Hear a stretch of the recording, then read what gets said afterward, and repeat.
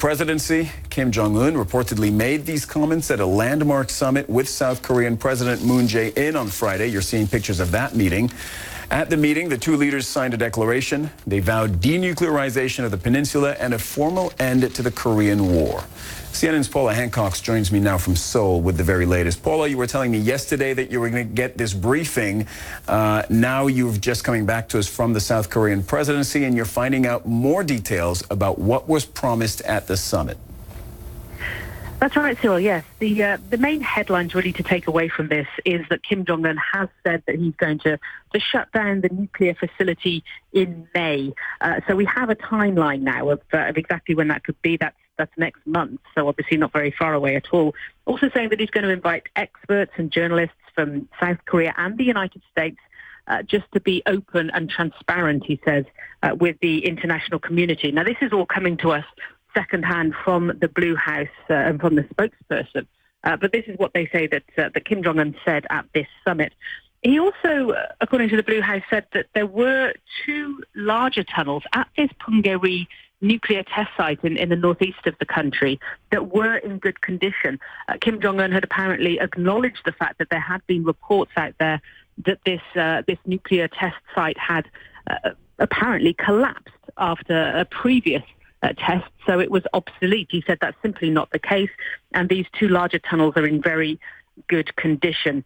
So a more specific timeline, the two leaders were being told by the Blue House, said that they would discuss a schedule when the North is ready. So we don't have the exact details. A couple of other smaller issues, they've decided to standardize time on the Korean Peninsula. A few years ago, the North Koreans decided to bring their clock back half an hour. So there was a half-hour difference between Pyongyang and Seoul. That's now going to be standardized to the time that Seoul's on as well. And another interesting thing, just to mention, apparently Kim Jong-un did say, I assure you there will never be a use of military force. So insisting to the South Korean president, there wouldn't be a second Korean War. Cyril?